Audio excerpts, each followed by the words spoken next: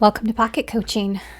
I'm Dr. Kate, and I am really glad that you are here with me today. So, something that I've been thinking about this last week as things have felt just a little chaotic and out of control in life.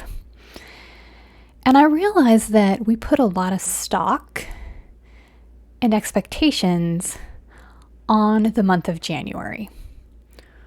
Or really any kind of timeline where we are like, this is it, I'm starting something new. January happens to be that for a lot of people because people set resolutions, they want to start the new year. They go in with that idea that it's a new year, they can be a new person, new year, new you. And I think we put a lot of expectations on January and how January is going to turn out and how it's going to magically be different than how we were behaving on December 31st. And I really got to think about that in terms of my own goals and my own behavior. And I realized that maybe I put too much stock into beginnings of change.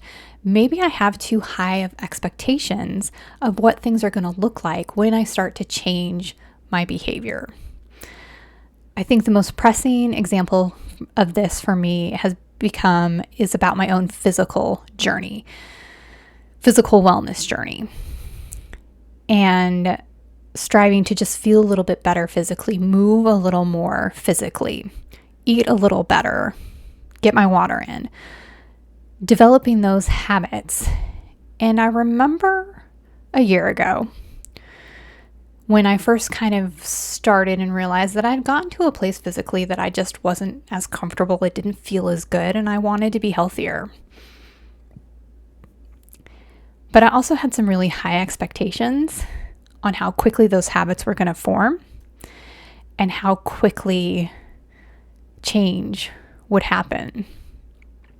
And because of those high expectations, I felt like a failure when I didn't drop weight immediately and I didn't start to feel better immediately. Instead, I ended up buying bigger pants, and that felt really disappointing. Halfway through the year, I approached it a little bit differently. I leaned into some consistency. I focused on the goals of working out at least 3 times a week, getting more veggies in, and getting my water in.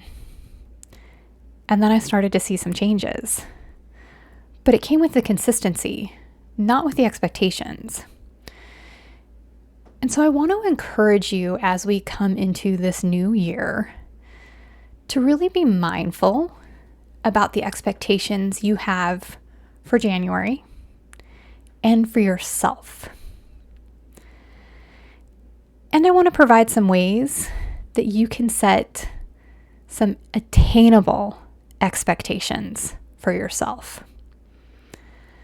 First, make sure you clarify your priorities. Identify what truly matters to you and focus on those key areas. Keep it simple. 1 to 3 key things that you're going to focus on. This helps prevent overcommitting and diluting your efforts. Break down your goals. So divide those larger objectives into smaller, manageable steps, 1 step at a time. Every step should feel achievable and build momentum as you celebrate your progress along the way. Acknowledge your capacity. Be honest with your current energy, time, and resources, and then adjust your expectations based on what you can realistically handle. Avoid perfectionism. We're striving for progress, not perfection. So I really encourage you to let go of the need for flawless result and celebrate all the small wins. Focus on what you can control. Direct your energy towards actions and behaviors that you can influence rather than those external factors. And finally, Always, always practice self-compassion. Treat yourself with kindness when things don't go as planned, and adjust expectations without self-criticism, without the judgment. I hope that today's lesson has been helpful for you. I continue to think about how I can set my own attainable expectations.